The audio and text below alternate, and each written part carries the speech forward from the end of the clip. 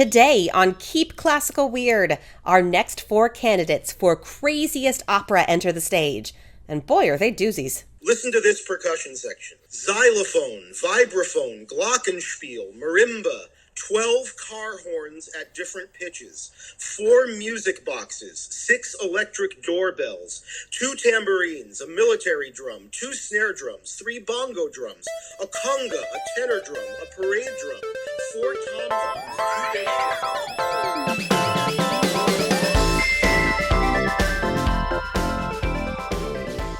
Welcome, friends, to episode 16 of Keep Classical Weird. I am your host, Casey Bozell, and today is the second wave of entries into the craziest opera tournament. Now, to review the rules from episode 14, I asked each of our experts to submit 2 operas each and use the term crazy to mean anything. Crazy plot, crazy music, crazy circumstances to put it on, or anything else they deem to be crazy. We're going to start off by talking to mezzo-soprano Alex Romano. You might remember her from way back in episode 5, the episode focusing on the castrati. Her first entry is a 1945 opera by Francis Poulenc, Le Mamelle de Tiresias, and you will get a much more accurate pronunciation in just a few moments. Hi everyone, I'm Alex Romano, mezzo-soprano. Most recently, before COVID canceled our production, I was at Pittsburgh Opera getting ready to sing Carmen. It was my first time at Pittsburgh Opera. So I've been singing professionally for about 10 years since I left undergrad at Bard College. And I've gone through the Yale academic circuit, the master's program, and then I did my apprenticeship at Washington National. And I've been a freelancer since 2016. The title of this opera, Le Mamelle de Tiresias. Le Mamelle, as we call it, was written in 1945 and premiered in 1947. Poulenc based it on Apollinaire's 1903 play by the same name, which was revised. At first, it was just like a complete farce. It was revised after World War I to be a little bit more serious, had this serious prologue. And Poulenc actually saved both sides of it, which, you know, in some of the reviews, some of the old reviews, it notes that made it like an actually very effective piece, even though, as you'll hear, the plot is ridiculous. It's so crazy. It's credited as the first surrealist play, and I think it is one of the first surrealist operas. And Apollinaire wrote it with these themes of feminism and pacifism, which is very interesting for the time that it was. Feels very timely now, feels very modern. And it's also based on the myth of Tiresias, who was the blind prophet of Thebes. And the mythology is that he went from being a man and then was transformed into a woman for hitting a snake over the head with a staff. And he was a woman for 7 years, and then he became a man again. So that was a punishment?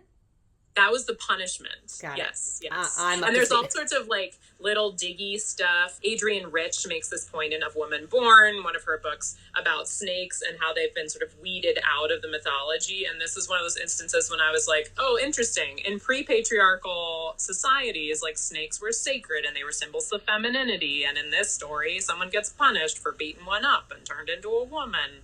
How interesting. Ah, wow. So yeah, that part is completely obliterated from the opera, which is probably fine. It means that Thérèse or Tiresias is actually sung by a coloratura soprano. And my favorite memory of this piece is when I was at Yale doing my master's, my colleague Claudia Rosenthal, who was a Pittsburgh young artist, she actually went on as Violetta at the last minute in La Traviata. It was this amazing opportunity for her. She sang this aria. It was like her calling card aria, and it really spoke to her. Let me just give you a little context. So the prologue of this opera is all about having babies, having as many babies as humanly possible. That is the whole point of your existence on Earth.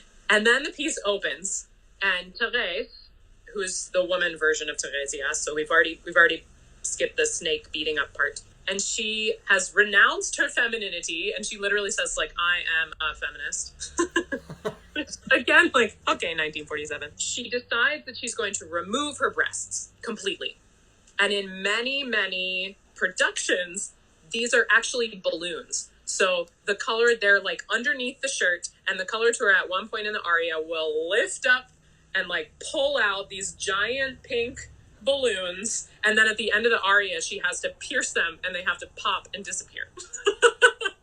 So however you make that happen in opera, theater magic 101. Go for it. Meanwhile, she goes off to war as a general, as a now man, in a war against childbirth. So then, meanwhile, her husband, who's left, without a wife, decides that he really needs to figure out how to have children because, he has to perpetuate the human race. And so he goes ahead and has 40,049 children in a single day, which is a very normal thing that people do. Right. And that's how we open Act 2. So first we've had flying breasts off into the wherever, and now we have 40,000 children. The people of Zanzibar are starving, and because of overpopulation, probably from the 40,000 children. And so the husband is like, why don't we hand out these ration cards by this disguised tarot card reader? I don't know how that applies to anything. It doesn't. That's the truth. Turns out that tarot card reader is Tiresias in disguise.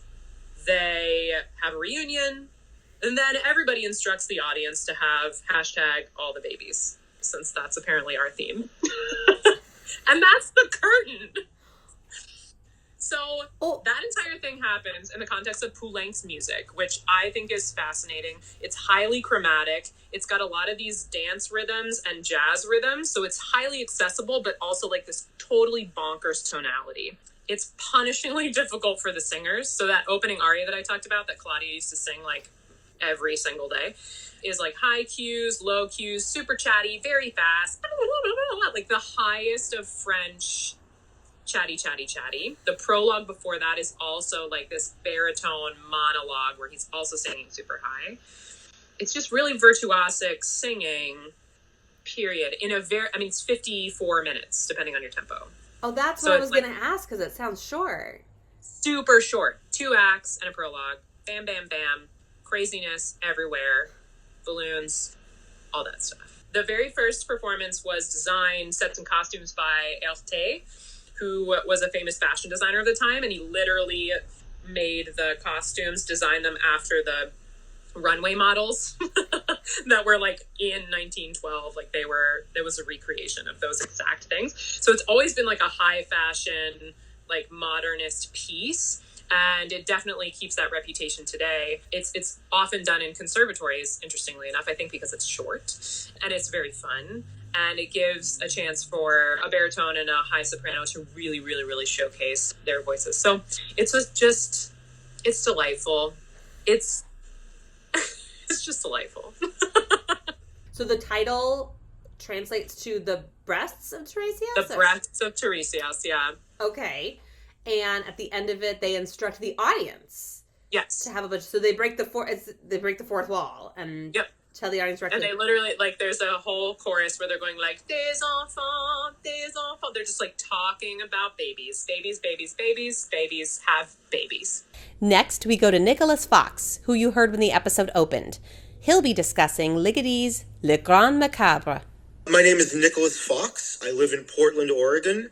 I am on the music staff at Portland Opera. I am the assistant conductor, chorus master, and I am also the principal coach for the resident artist program. I play for many of their recitals, and I help them with main stage.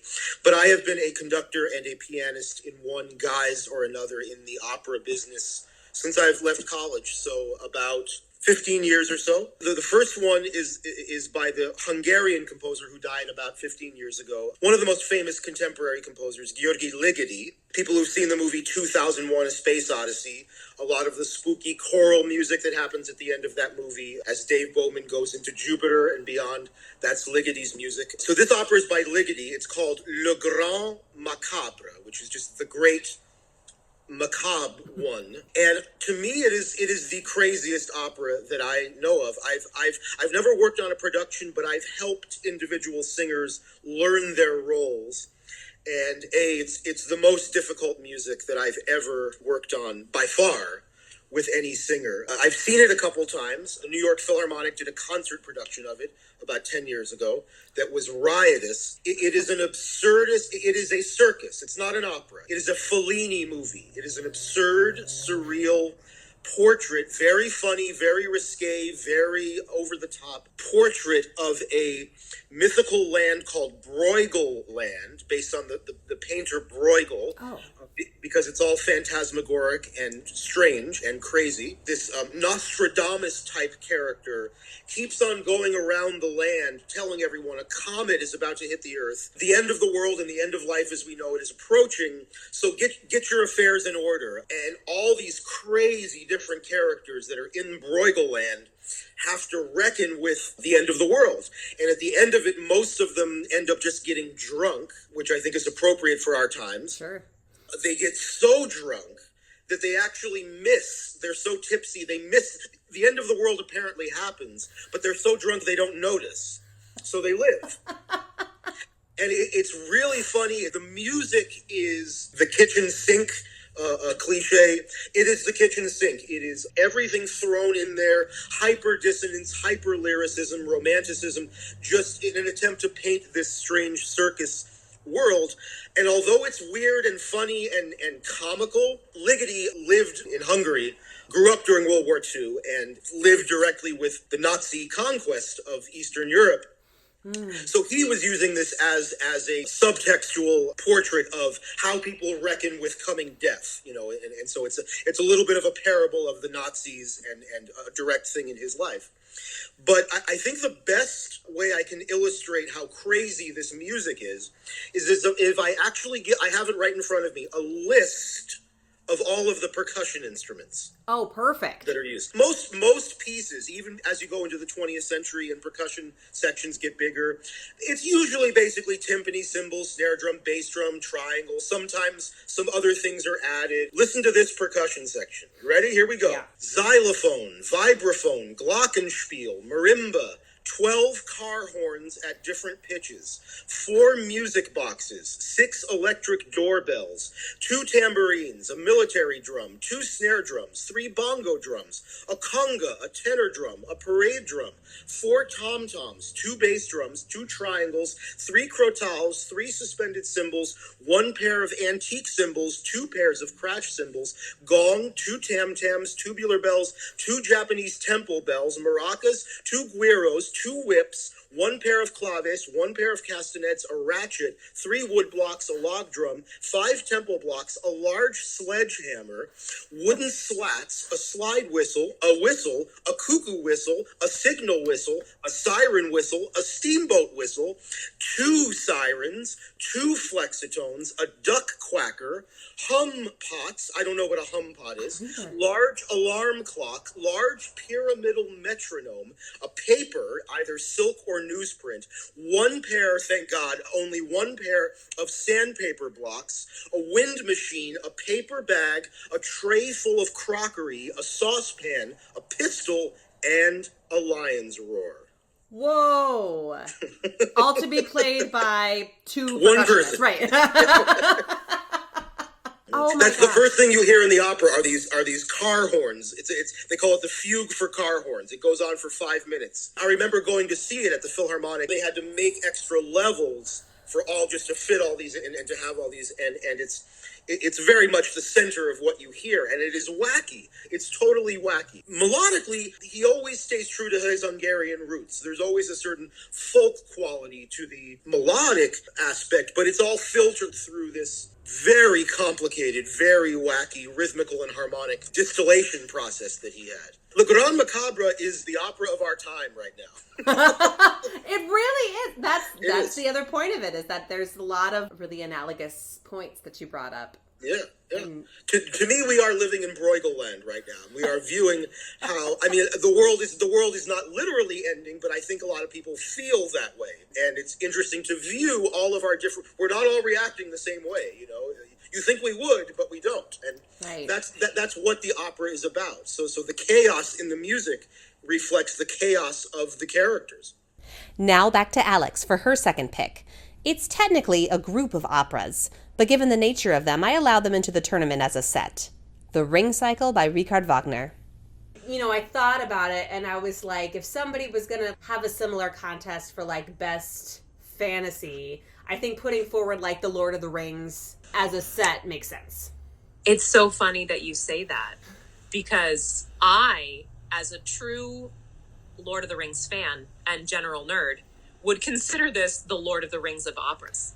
And, you know, there are many similar themes. We have elves and dwarves, and for those who haven't figured it out yet, this is Wagner's The Ring Cycle. All 4 operas composed between 1869 and 1870, but then premiered all together for the first time in 1876 at Bayreuth, which was the theater that Wagner casually built to do this particular piece.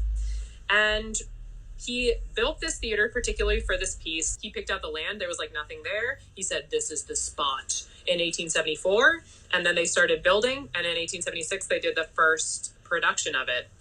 I mean, that was just the latest in the string of how this piece got put together. Wagner, there was no input from anybody else. It was one of those experiences that I'm like, how would this ever happen today? I mean, it wouldn't, right? So a completely uncollaborative experience. Wagner wrote the libretto. He orchestrated the piece. He built the theater. He was in charge of the production. It's just one of the most studied pieces and written about pieces because there's so much in it. There's so much thought in it.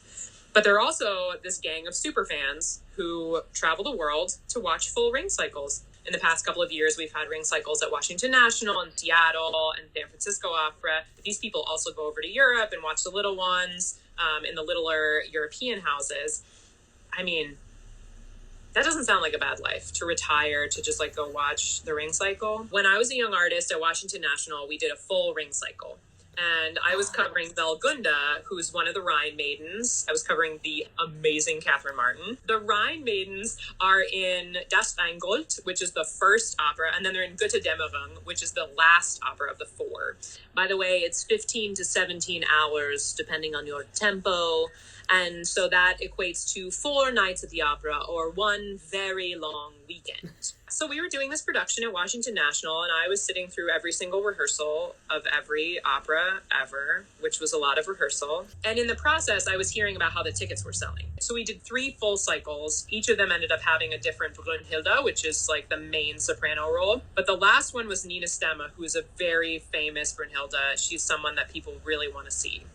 And that cycle was the one that the superfans decided to come to. And I kid you not, like a third of that 2,200 seat theater was filled by these, like, we've seen 100 ring cycles, but we don't care. We got to see her again, people. This piece is big enough that like Wagner had to do this thing where he wrote leitmotifs, which basically means like the sword of Siegfried gets a theme. And when you hear that theme, you know that it's important that you pay attention because like something's happening with the sword. So that's how big of a piece, big of a story we're talking about. He based it on this like weird combination of Norse, Germanic, Scandinavian mythology. So like there's some characters you recognize like Loki and Odin. So there's some characters that you would recognize, but at the end of the day, it's really just like Wagner's personal philosophy. And I heard an anecdote while we were doing the ring cycle that he really thought he could change the world just by like having this piece exist in it. It was really his magnum opus. Now it's 2020 and we have to acknowledge some pretty problematic things about Wagner, right?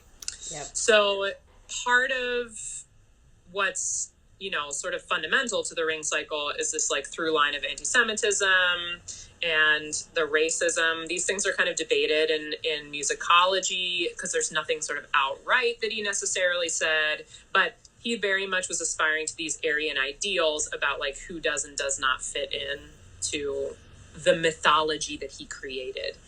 And his music and his themes were underlined in a lot of Nazi literature. His music was very much emblematic of the Third Reich. So it's a thing that we need to think about when we're putting this music on stage and when we venerate this kind of like storyline. All of that being said, it requires this incredibly virtuosic singing in a very different way from the Poulenc or from any of the other kind of music, really literally from any other kind of music, because we're talking 4 operas. I don't think anybody's in all 4, but there are some people who are in at least 3 character-wise. At least in contemporary American houses, you're talking like 22 to 25 to 3,500 seats and a 90-piece orchestra.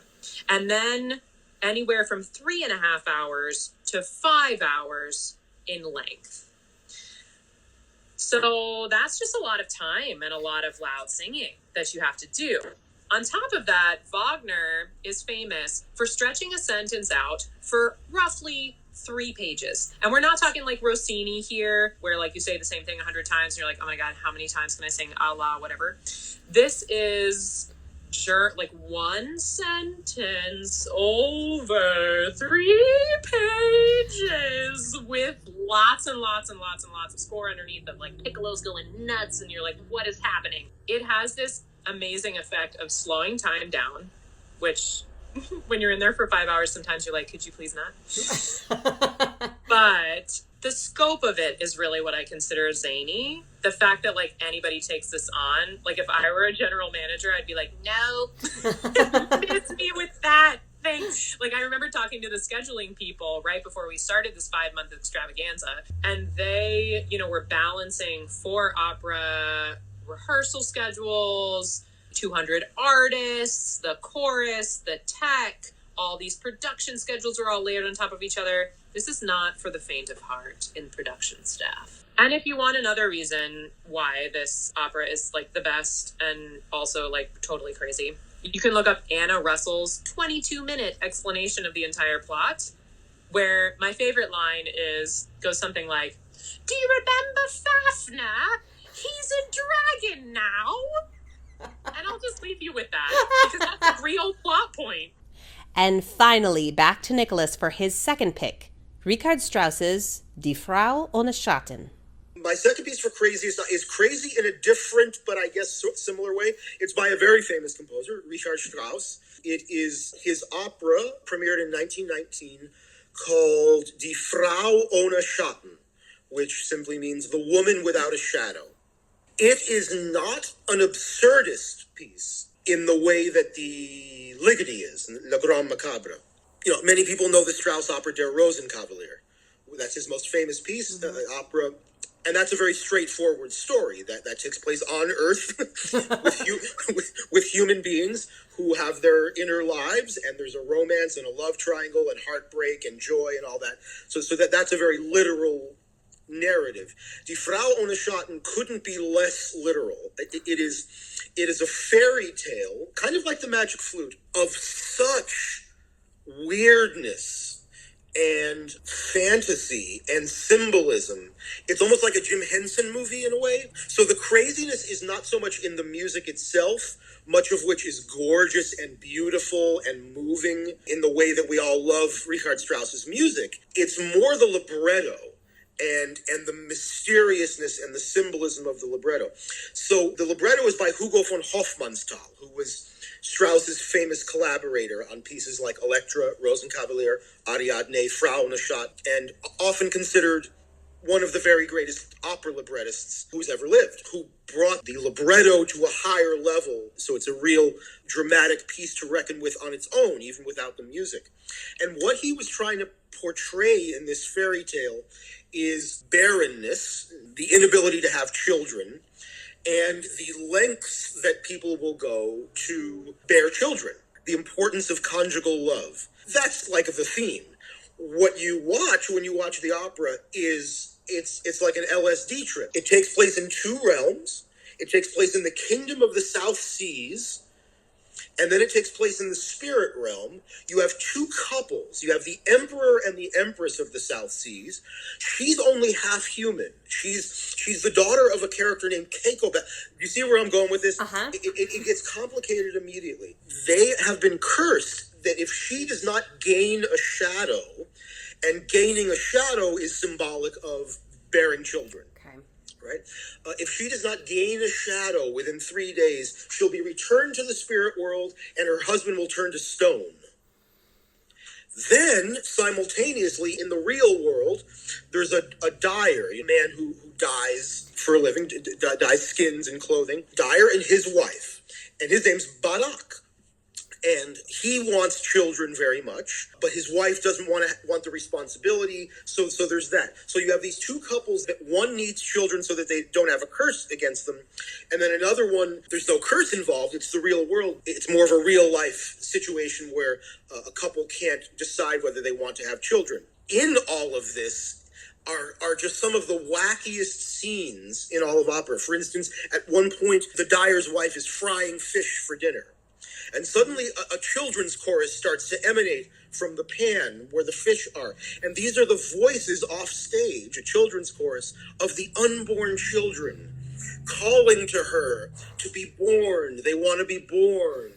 And it's very spooky. And at another point, there's a little bird that sings to the empress, the woman who's half gazelle, sings to her about the curse and the truth of the curse, and that it's approaching, and her husband is already starting to become petrified. And then there's a hunchback and a one-eyed man, and then at one point, the dyer and his wife, their bed gets split in two, so that they cannot conjugate their marriage, and they cannot have children. At the end, it all works out. And what's important, there are many people who consider this Strauss's greatest opera, because as wacky as all of that sounds, when you hear it or watch it with the score and you go along with it, you understand that it's a fairy tale, kind of like the Magic Flute. It's actually tremendously moving and really profound, and I've seen it once. And the final scene where everyone gets their children, they're all basically impregnated. It's not that crude, of course. And then you hear the unborn children, but now they sound happy. It's actually incredibly moving. I mean, it's the tears flow. So it's different from the Ligeti in the sense of it is actually intended as a serious fable about this particular subject, and it contains extraordinarily beautiful and imaginative music, and it contains the largest orchestra Strauss ever wrote for. I thought of it for craziness just because of how crazy the fairy tale, so much of the plot elements of the fairy tale actually are. Okay, let's review these 4 choices that you'll see on the right-hand side of the bracket online. Les Mamelles de Tiresias, a short farce involving gender identity, feminism, urging of the audience to procreate, and what am I forgetting? Oh yeah, balloon boobs. Le Grand Macabre. Folks get so drunk they accidentally miss the end of the world, and an incredibly long and incredibly varied list of percussion instruments. The Ring Cycle.